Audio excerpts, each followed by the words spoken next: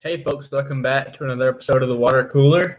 And jumping right into the thick of things this week, John Cena, last weekend at Money in the Bank, announced his retirement from professional wrestling pending December of next year.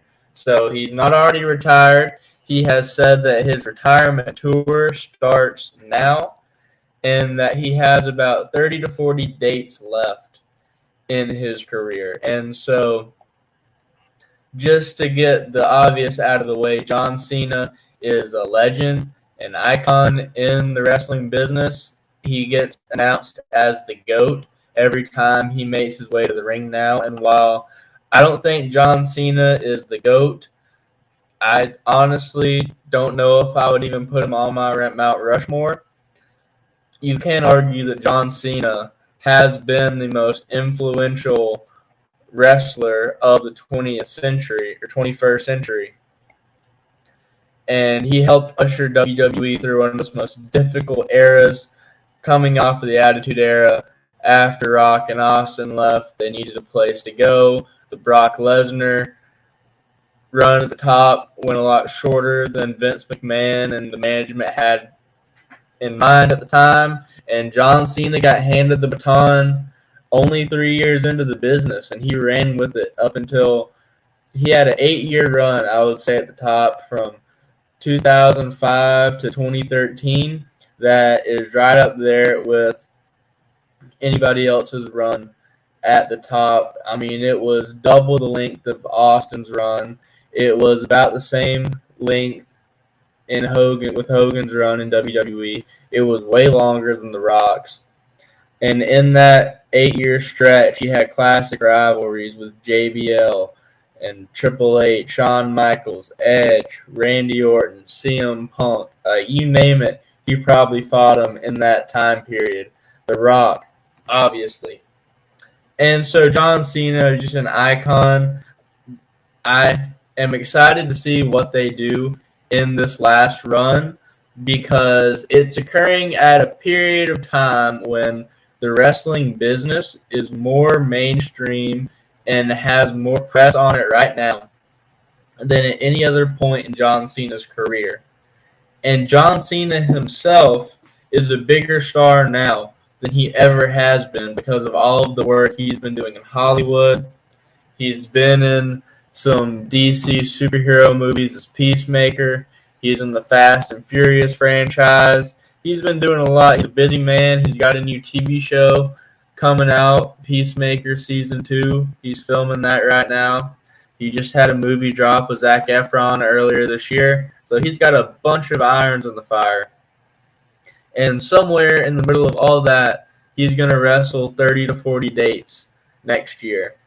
Which begs the question, what should we see out of a John Cena last run? And he already said when he came out and did his interview that he was going to be in the Royal Rumble and that he's going to be in the Elimination Chamber.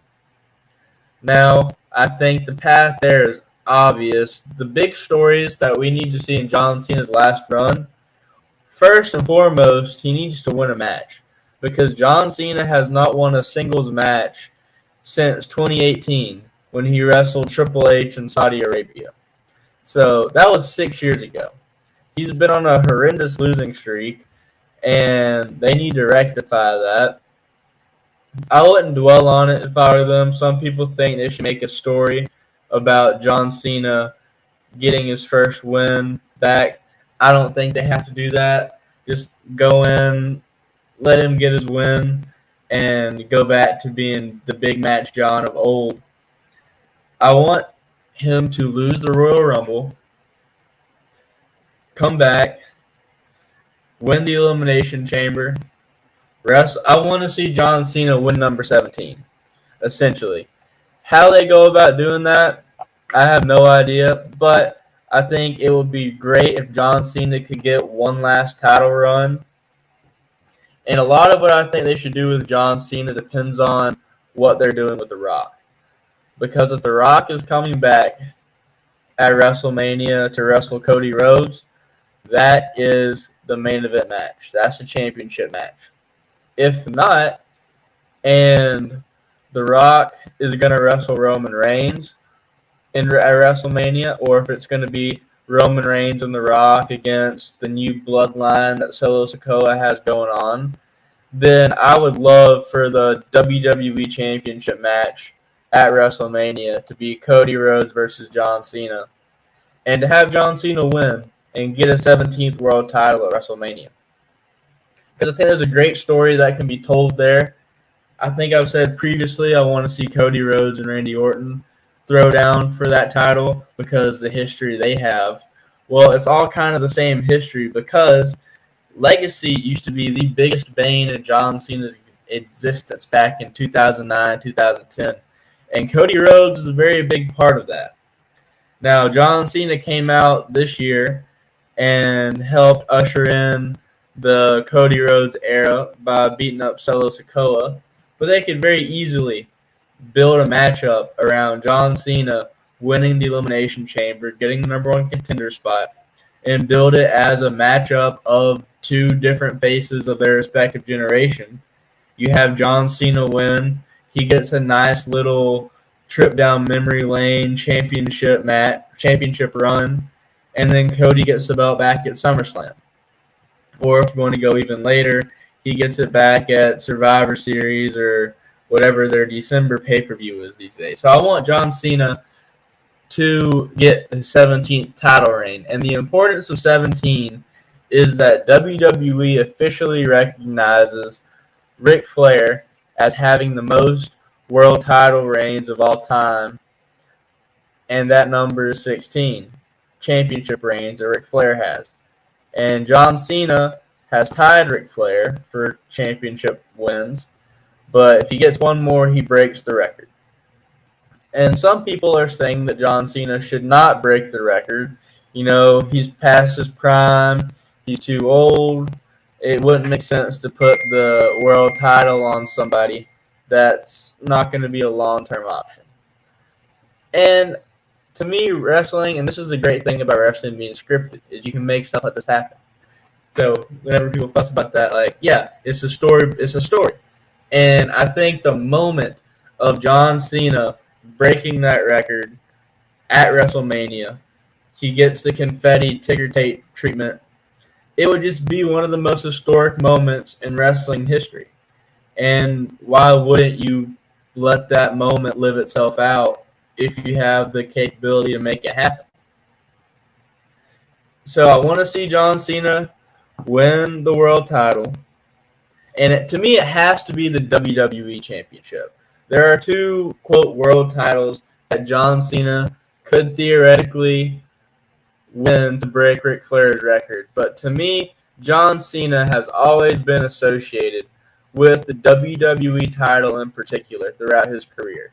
So if he's going to get one last run with the world title, it's got to be that WWE title.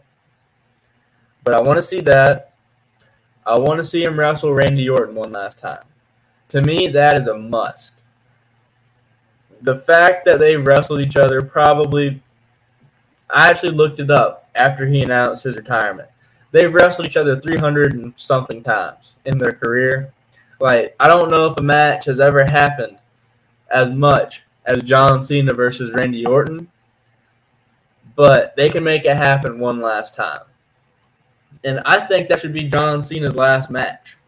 I think, and I'm not the first one that came up with this idea, it's been around on Twitter, but to me, I would have John Cena's last match be on a USA Network special and build the whole event around it being John Cena's last match, sort of like they did with Ric Flair a couple of years ago. And you have the main event be John Cena versus Randy Orton one last time. To me, that would be the perfect storybook ending to John Cena's career. Another opponent I think John Cena has to wrestle at least once would be CM Punk. And they've already teased it twice now. So I think there's definitely something in the work to make it happen. Now, I'm less inclined to see Cena versus Punk just because their last match was so great together that I wouldn't want them to mess it up by having a poor last outing. But just for nostalgia purposes, I would love to see Cena Punk. John Cena versus Braun Breaker would be another great matchup. And those are pretty much all I want to see from Cena's last run. 17th World Title, Cody Rhodes match, a Randy Orton match, CM Punk match, and a Braun Breaker match. If I get those 5 things, I'll be happy, and I think they can pull it off great, and I'm excited to see how this all plays out. Other big wrestling news while we're on the topic is that Rhea Ripley made a big comeback last week, and her and Dominic Mysterio have been having some issues here lately, and so that's just something that you might hear us talk about from time to time in the future, because that's going to be a big storyline going forward. CM Punk and Drew McIntyre are still beefing with each other. CM Punk got Drew McIntyre screwed out of the title again at Money in the Bank. Drew McIntyre got suspended for saying very derogatory things about his general manager.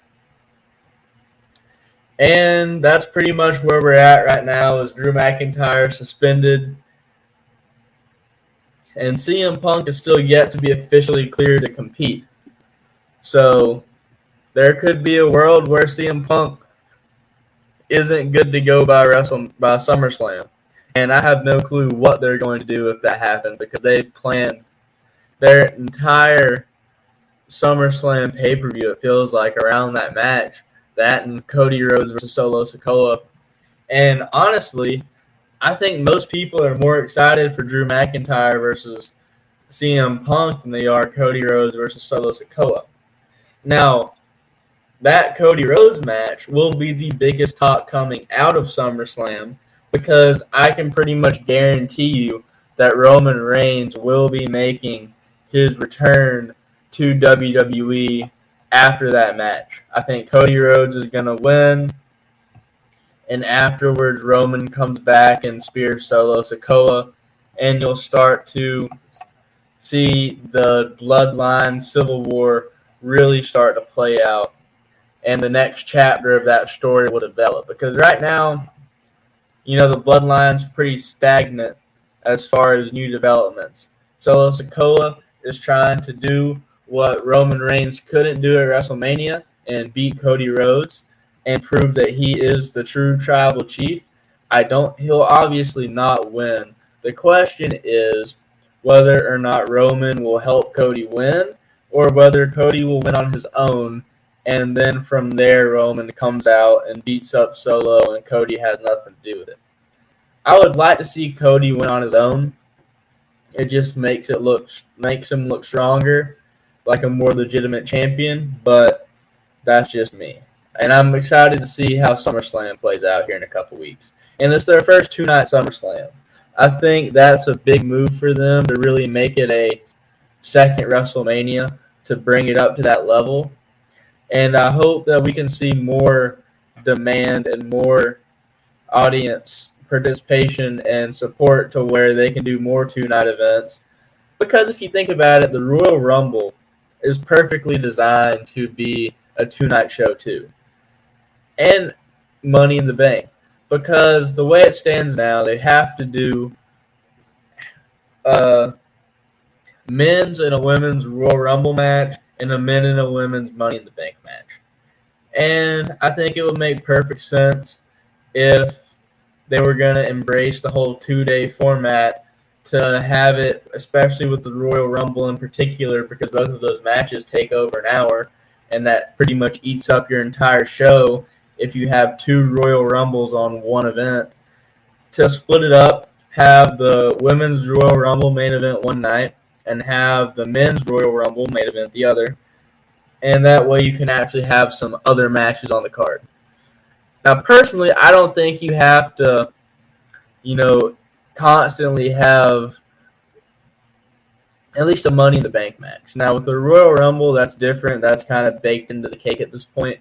But I think with Money in the Bank, you could very easily just have one Money in the Bank ladder match a year. And whether it's the men's match or the women's just depends on where the storylines are at the moment and which one could use some intrigue of a Money in the Bank cash-in or like what fits the story best. But that's all the wrestling news. Now, in the world of Major League Baseball, we just had the All-Star break. So, unfortunately for Major League Baseball, the biggest takeaway from the All-Star weekend was how bad the national anthem was performed. It was so bad that the singer checked herself into rehab. I don't remember her name off the top of my head. I know she's the one that sang that country song, "You'll Be Breaking More Hearts Than Mine." Ingrid Andress is her name, and she has since come out and said that she was drunk during the performance and that she checked herself into rehab. People were debating online whether or not it was worse than Fergie in 2018 at the NBA All-Star game, and let me just tell you right now, it was not worse than Fergie. Fergie's was horrendous, and Fergie's was doubly worse because she meant to do that. Ingrid Andress, according to her version of events, was drunk, and that's just the best she could put on. Fergie meant to go out there and make the national anthem sexy. And I'm all for loving America and being patriotic, but not that kind of love. She sounds like Chef from South Park singing the national anthem, talking about anybody that's seen South Park can get that reference. But, yeah, no, Fergie, that's still the worst national anthem I've ever heard. I saw a lot of talk. I wasn't around in the 90s, but apparently Roseanne Barr did a really bad one too. I can't really judge that one. I didn't watch it. I didn't care that much. But if any old heads are watching this stream, let me know how bad you thought Roseanne's national anthem performance was too. And the second biggest talking point coming out of the All-Star game is how bad the jerseys were.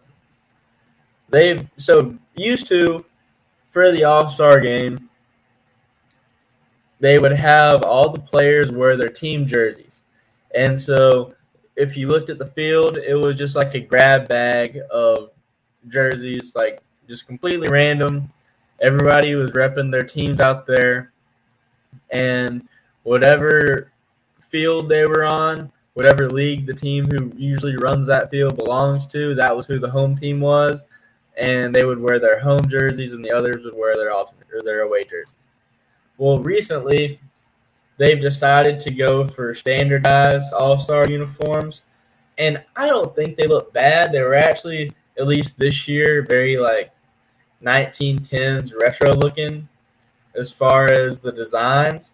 But a lot of people were saying that MLB should go back to doing you wear your team uniform. And I agree. I think it was fun it added flavor to the game. Everybody doesn't look the same.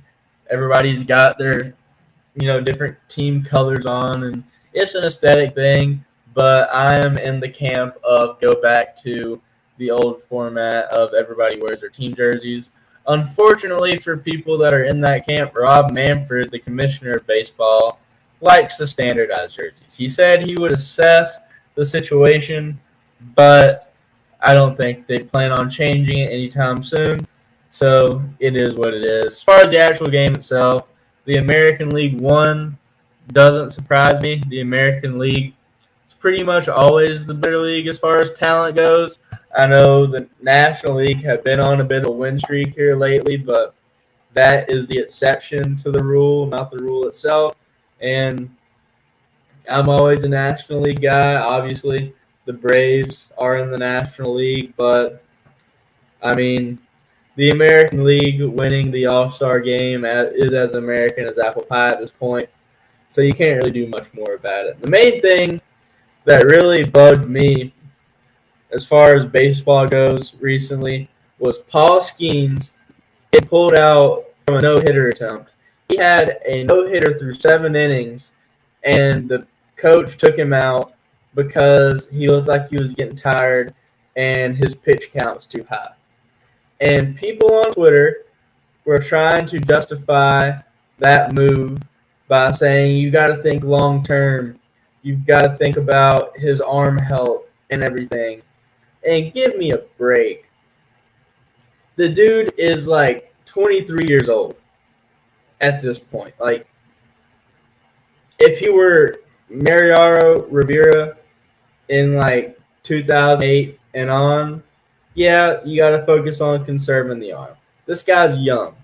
Like, don't send him out to do a complete game every week, but he can manage a couple extra pitches here and there.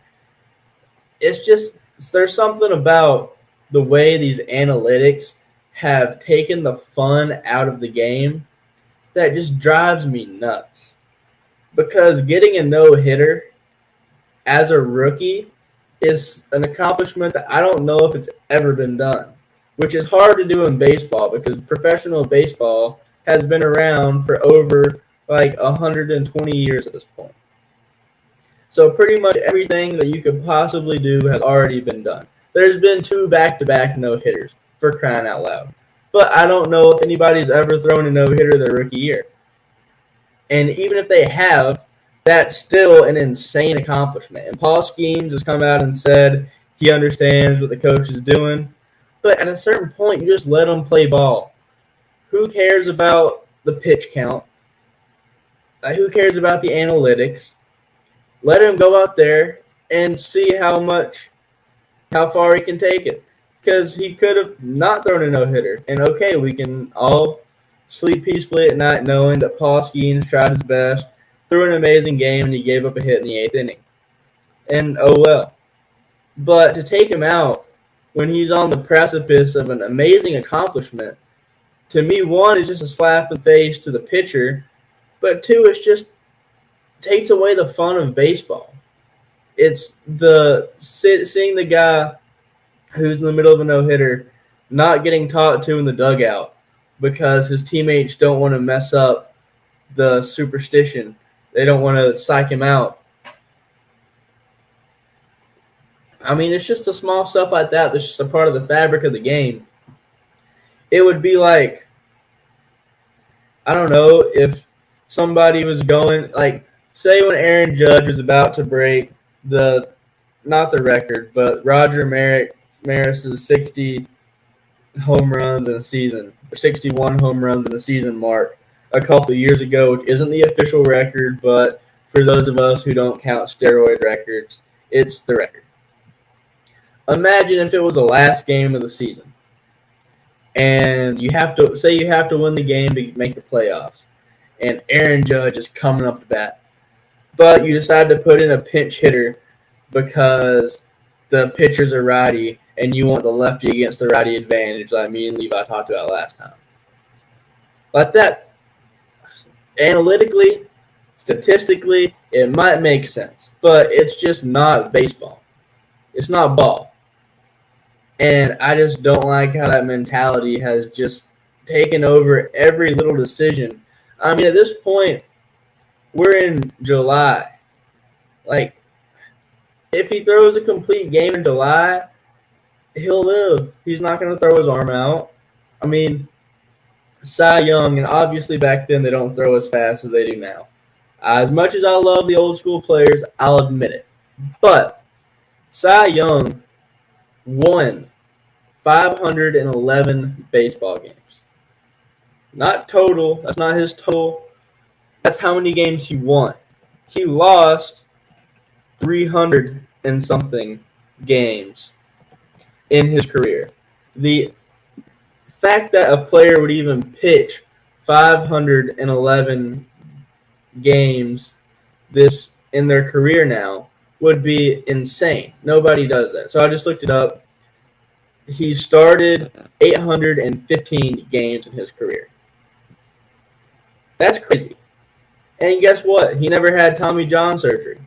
And as much as you want to say, he wasn't throwing 100-mile-an-hour fastballs or whatever, I guarantee you, if you took a prime Cy Young, he was probably, at the very minimum, throwing 85, maybe 80.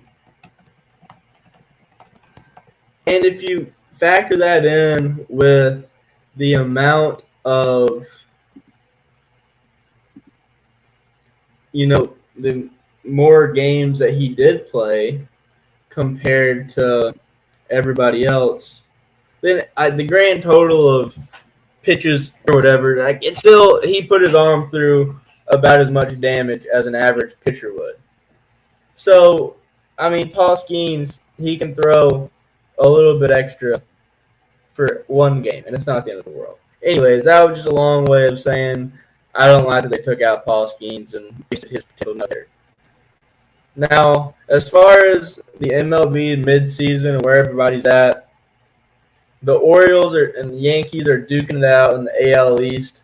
They're, I think, tied or within a game of each other, and they're pretty much the clear favorites to come out of the American League. And over in the National League, the Phillies, Dodgers, and Brewers are running away with their divisions. The Phillies have the best record in baseball. Odds-on favorites to win the World Series, I would have to say at the moment. And the Braves, I don't see much hope for them. I know when they won the World Series a couple years back, it was a big second half of the season come around, so maybe we'll get some more of that. But if I were putting money on it, I wouldn't expect to see that. So now on to basketball, where Team USA has been doing a great job in the exhibition games that they've put on so far. And I've got to say, the biggest storyline in Team USA basketball has been more about who's not on the team than anything the team itself is doing. So Kawhi Leonard had to withdraw 2 weeks ago because of injury concerns. The Clippers and Team USA made the decision. And, I mean, Kawhi, it's nothing new. Since 2017, he's been injured 12 times. Like, 12 serious injuries since then. Ever since Zaza Pachulia slid his foot under Kawhi's ankle, Kawhi has just not been the same. If you go to Kawhi Leonard's house right now, I guarantee you he has some voodoo doll of Zaza Pachulia just stabbed to smithereens as payback for how Zaza Pachulia has pretty much ruined Kawhi Leonard's career. Because every time outside of 2019, Kawhi Leonard has been on the verge of a good playoff run, he ends up getting injured and the whole thing falls apart. And now that Kawhi is on his own, essentially, in LA, Russell Westbrook just got traded to the Nuggets, which looks great on paper. I don't think he'll have any impact. Russell Westbrook's time as a meaningful NBA player is over with. At this point, Russell Westbrook is Allen Iverson on the Pistons. I mean, it's cool. It never hurts to have another former MVP on your team, but, I mean, it's not going to change anything in the grand scheme of things.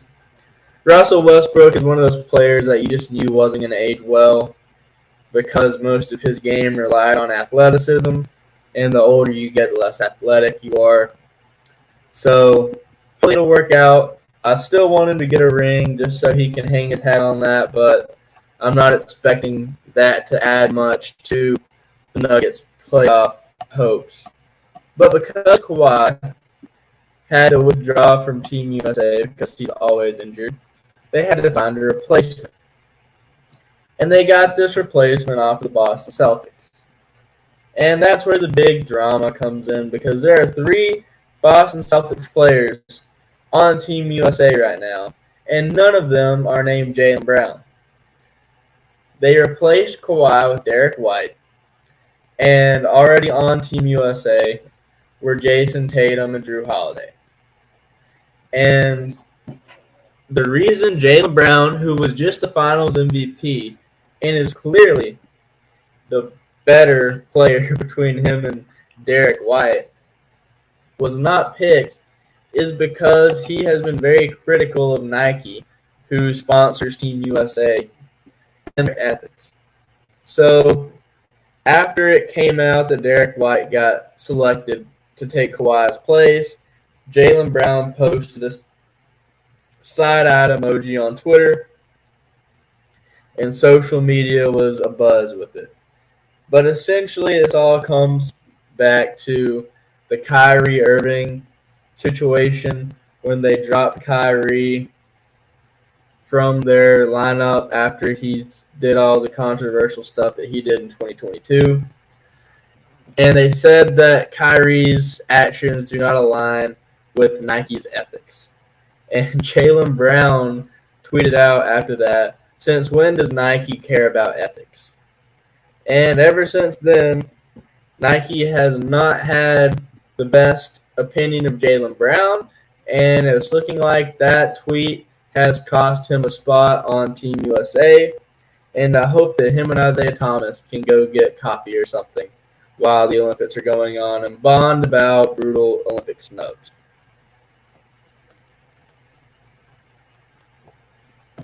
But that absence of Jaylen Brown has not slowed Team USA down as we beat Serbia 105-79.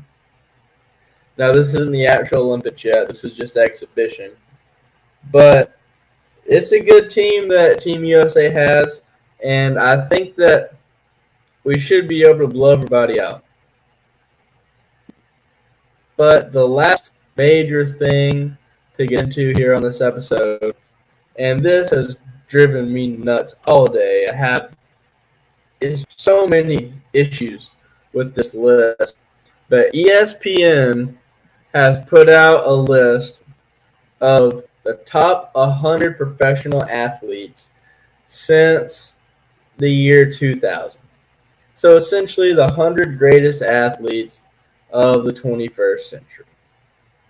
And there are just so many issues I have with this list, but mostly what it boils down to is ESPN is just very inconsistent with how they rate accomplishments.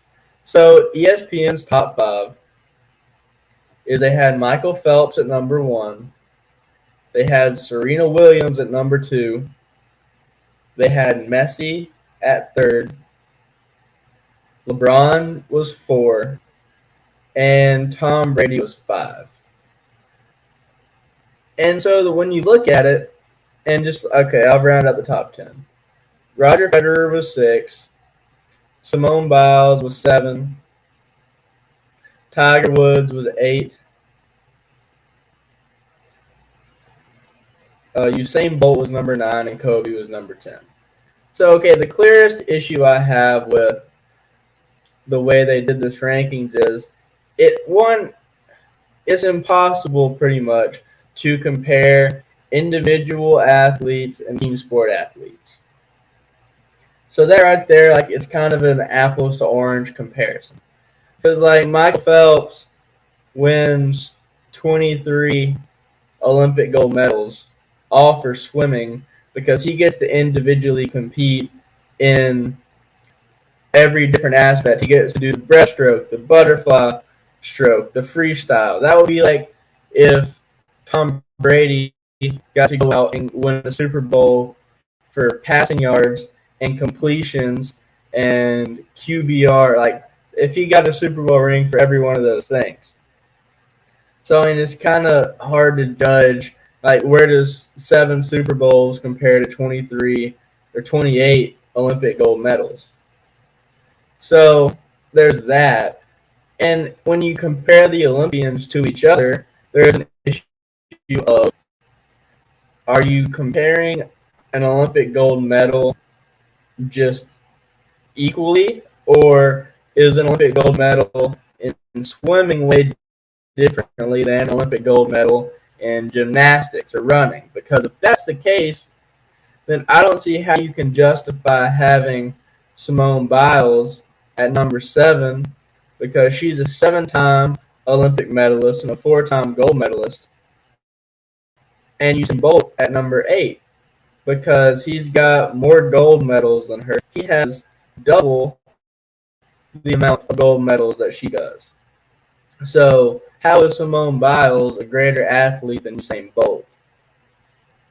They have Aaron Rodgers at 91. Like, that's insane. Aaron Rodgers has won 4 NFL MVPs. He's one of the most decorated athletes in the most important sport in the United States, and he's 91. Now, that is clearly because of the beef that he has with ESPN and all that stuff that got popped off recently with him and Pat McAfee and Jimmy Kimmel and all that. Like that, there's some political motivation behind that. But so for context too, he played his entire career in the 21st century. And Peyton Manning, who also I think did, he might have debuted in like 99. But like for the most part, like both of their careers were all in the 21st century. And Peyton Manning is 26. And I think Peyton Manning's too low. But Peyton Manning's key accomplishments per this list are that he was a Hall of Famer, a 2-time Super Bowl champion, a 5-time NFL MVP, a 14-time Pro Bowler, and a 7-time first-team All-Pro. Now that's pretty good. And I'm not saying that Aaron Rodgers should be higher than him. But Aaron Rodgers' accomplishments on this are a 4-time NFL MVP, a 10-time Pro Bowl, 4-time first-team All-Pro, and the All-2010s team, a Super Bowl MVP, and the Packers' career leader in touchdowns. Now, is Peyton Manning better? Yes. But is Aaron Rodgers 91 and Peyton Manning is 26? Like, no, that's crazy. Like, Roy Halladay, who I thought was a great pitcher for the Phillies, was over Aaron Rodgers. Now that's crazy. He was a 2-time Cy Young winner and an 8-time All-Star and threw 2 no-hitters. First off, if 2 no-hitters weighs a lot, then Paul Skeens, if he could have gotten 1, the way that ESPN is letting recency bias creep into this thing, he very well could have found his way on the top 100 athletes in his first year in the league. But I mean, I don't get how you can put Roy Halladay over Aaron Rodgers. Much less, they have on number 21, I think it is, on this list, they have Diana Taurasi over Floyd Mayweather. Floyd Mayweather is undefeated. Never lost. Honestly, you can make an argument that Floyd Mayweather should be number 1 on this list because he's the only person that never got beat in his sport, at least that I can think of that's on the top. I mean, Michael Phelps, he got some silver medals at one point or another. Floyd Mayweather never got beat, and he made $1.2 billion in box office just from 2 fights that he had. I mean, I know it's about the on-the-court activities and not the box office, but they call it money for a reason. I mean, in the 2000s century, he's beaten Manny Pacquiao, Oscar De La Hoya, Canelo Alvarez, Ricky Hatton, Conor McGregor, like 25 under Kevin Garnett. I love me some KG, but KG is not a better athlete in the 2000s than Floyd Mayweather was, especially not in his sport. Floyd Mayweather was the man in boxing for like almost 15 years. And somebody who didn't make this list, if you're going to talk boxing, is the Klitschko brothers. They dominated the heavyweight division in the 2000s, and they didn't even crack the top 100. There's no Daniel. Oh, okay. Yeah, I don't even know if Daniel Cormier made this list. No, there's no Daniel Cormier. Rafael Nadal is 12, and Roger Federer is number 6, even though Rafael Nadal has won more majors than Roger Federer. and he also beats Roger Federer like a drum every time that they play each other, just about, at least from what I've seen. And, I mean, LeBron over Tom Brady, if you look at their resumes, don't tell me LeBron would not give anything to trade his resume for Tom Brady's 7 rings.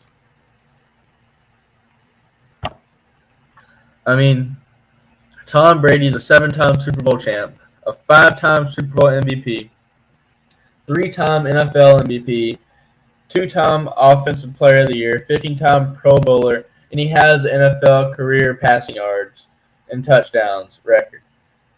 So he has more rings than LeBron. He's got 1 less MVP, but 1 more Super Bowl MVP. He has the NFL passing yards and touchdown record, which is the NFL equivalent of scoring record. And the fact that he was just the ultimate winner of the century to date, I don't see how you can put LeBron James at number 4 over Tom Brady. If I were making the list, I would have Tom Brady at number 1, most likely. I mean, I can't really argue against Michael Phelps or Serena Williams because I don't know tennis or I don't know swimming like that. But as far as just the ultimate level of success for an athlete in the ultimate sport, it can't not be Tom Brady. And just some other notable stuff. Kobe Bryant being 10, that's way too high. Maybe no, that's too high for him, I think. Because if you're going to grade Kobe in the 2000s, you've also got to look at his last 3 years when he was absolutely past his prime. And Tim Duncan was number 16. Now, the thing that, if you're going to put, I think Duncan is greater than Kobe all time. But if you're going to put Kobe over Duncan on this list because one of Tim Duncan's championships occurred in the 90s, 1999, and say, well, Kobe gets the edge in championships or whatever, then I don't see how you don't put Shaq higher up. Shaq 17. I don't know. To me, is Kobe a top 10 athlete of the 2000s? Sure. But I think you could easily argue Shaq, Steph Curry, or Tim Duncan over Kobe. Now, Steph, I'm not going to die on that hill. I think Kobe's a better player. But as far as impact on the game and everything goes, then it's got to be Steph. I mean, Steph was the leader of those Warriors teams. Kobe was the leader for 2 of his 5 championships, which has to count for something, but Steph was the leader on all 4 of his. So, I mean, that is what it is. Some other notable landing spots. Patrick Mahomes is 18, which I think is fine putting Patrick Mahomes that high. I mean, I already think he's he's the 3rd greatest quarterback of all time. But I think you could make an argument that Peyton Manning should still be higher than Patrick Mahomes at this point just because he was a 5-time MVP. Nikola Jokic was 28, I believe. And that's way too high for me. Like, I don't see how you're going to put Joker over Dwayne Wade.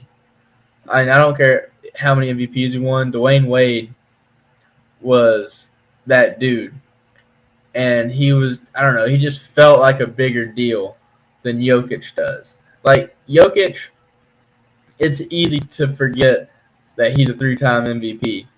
Just because you can make a good argument that in those seasons he was a 3-time MVP, that he wasn't the best player in the league. So, I mean, I guess that's important, but clearly MVPs don't weigh that much, or else Aaron Rodgers wouldn't be 91. Barry Bonds was – where was Barry Bonds? He was at 38. Giannis was at 42. Alex Rodriguez was at 43. Derek Jeter was at 53. Uh, let's see. Steve Nash was at 51. David Ortiz was at 45. Chris Paul was at 83, which I thought was too low for him. Jason Kidd, he was at 69. And I think Chris Paul is a better point guard than Jason Kidd. Jason Kidd had 2 finals appearances and Chris Paul's 1. But, I mean, I don't remember Jason Kidd ever being talked about as an MVP caliber player. And Chris Paul, for at least a 5-year stretch, could have won an MVP. His last couple years with the Hornets and his first couple years with the Clippers, he was an MVP caliber player. I was surprised to see that Travis Kelce or Gronk didn't make the top 100. I mean, it just comes to, where do you draw the line? And I know it's past, an athlete is an athlete is an athlete. But, some of these sports are just sports that people don't pay much attention to. And it's okay, we're why is Joey Chestnut not on this list? If, you're going based on pure competition, Joey Chestnut is, as we've discussed previously on this podcast, the GOAT of all GOATs. Because the distance between Joey Chestnut and whoever's second as far as all-time great hot dog eaters is the greatest distance between first and second place of anybody. I mean, when I say they put sports on here that nobody paid much attention to, at number 44, there's somebody named Kayla Schriffen for skiing. And I mean, I'm sure I can't imagine how hard it is to be an Olympic skier. I would never go skiing regularly because I know too many people that have broke collarbones. But, if you're going to put skiing on there, where's curling? Where's horse racing? Where's water polo? I don't know. It's just making a top list like that is hard. But when you look at the top 3 that they made for the 20th century, was number 1 was Michael Jordan, number 2 was Babe Ruth, and number 3 was Muhammad Ali. Mark Spitz was nowhere to be found, despite the fact that he won, I believe, the most Olympic gold medals in history before Michael Phelps came along. So clearly they're using different standards for this list than they were the old one. And I think the old list they made for the 20th century, that top 3, that's hard to knock. I mean, Jordan, Babe Ruth, and Ali, you can argue what order, but that's definitely better than Michael Phelps, Serena Williams, and Lionel Messi, I would say. But that's just my takes on the list. I have to ask Levi next time he's on how he feels. Maybe he has some more stuff he wants to touch on that I didn't bring up. But that being said, we'll call that a wrap and see y'all next time.